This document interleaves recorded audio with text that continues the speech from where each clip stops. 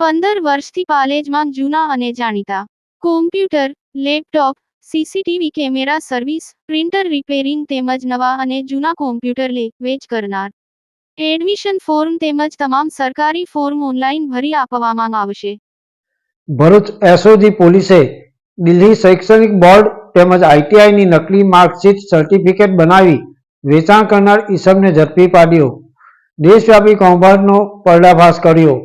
Bharuch SOG team Ankleshwar શહેર વિસ્તારમાં પેટ્રોલિંગમાં હતી.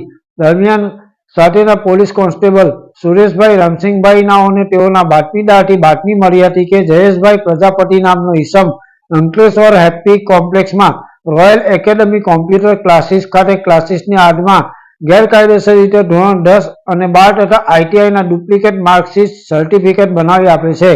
જે માહિતીના આધારે રેડ કરતા આ કામના પકડાયેલ આરોપી જયેશ કિશનલાલ પ્રજાપતિનાઓના ક્લાસીસમાંથી board of senior secondary education Delhi તેમજ મહાત્મા ગાંધી સંસ્થા રોજગાર અને તાલીમ નિયામક ગુજરાત, વ્યવસાયિક તાલીમ પરિષદ ગાંધીનગર ગુજરાત તેમજ માધ્યમિક શાળા પરીક્ષા 2021 પ્રમાણપત્ર અને કામચલાઉ રાષ્ટ્રીય વેપાર પ્રમાણપત્ર અને ટેકનોટેક ઇન્સ્ટિટ્યૂટ ઓફ ટેકનિકલ સાયન્સ હેઠળ હાથ ધરવામાં આવેલા એઆઈટીટી માટેના માર્કનું સંકલિત નિવેદનની અલગ અલગ મળી આવેલ ડુપ્લિકેટ માર્કશીટ સર્ટિફિકેટો નંગ 21 તથા એક ડેલ કંપનીનું કોમ્પ્યુટર સીપીયુ સાથેનું કિંમત ₹25,000 તથા એક એપ્સોન કંપનીનું કલર પ્રિન્ટર ₹15,000 તથા એક મોબાઈલ ફોન કિંમત ₹5,000 મળી કુલ કિંમત ₹45,000ના મુદ્દા માલ મળી આવતા તેઓના વિરુદ્ધ અંકલેશ્વર જીઆઈડીસી પોલીસ મથકમાં ભારતીય ન્યાય સંહિતાની કલમ 302,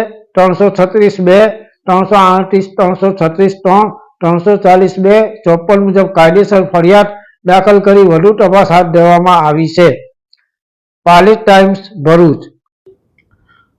ભરૂચ એસઓજીની ટીમ દ્વારા ગત રોજ ડુપ્લિકેટ માર્કશીટનો એક કૌભાંડનો પર્દાફાશ કરવામાં આવ્યો છે કે જેની અંદર જયેશ પ્રજાપતિ નામના ઈસમ કે જેઓ અંકલેશ્વર ખાતે હેપી કોમ્પ્લેક્સમાં royal academy of computer classes ચલાવે છે અને તેમના દ્વારા દિલ્હી શિક્ષણ બોર્ડ અને આઈટીઆઈની નકલી માર્કશીટ બનાવવામાં આવે છે. તે વસ્તુની જાણ થતાં જ એસઓજીની ટીમની દ્વારા ત્યાં રેડ કરવામાં આવે છે. આ રેડ દરમિયાન જયેશ પ્રજાપતિની સાથે સાથે ત્યાં 21 જેટલી બોગસ આવી માર્કશીટો અને આવા જ જે છે જે એ પ્રમાણપત્રો અને તેની માર્કશીટો પોલીસ દ્વારા જપ્ત કરવામાં આવી છે.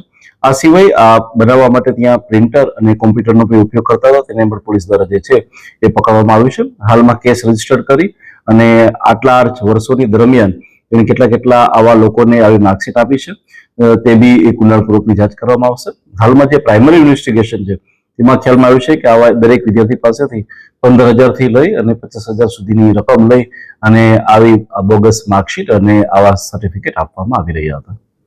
કેટલા રિમાન્ડ મંજૂર થયા છે? હાલમાં પોલીસ દ્વારા છે જેમને પ્રોડ્યુસ કરી અને મેક્સિમમ જે રિમાન્ડ મળે એના માટેની કાર્યવાહી ચાલુ છે.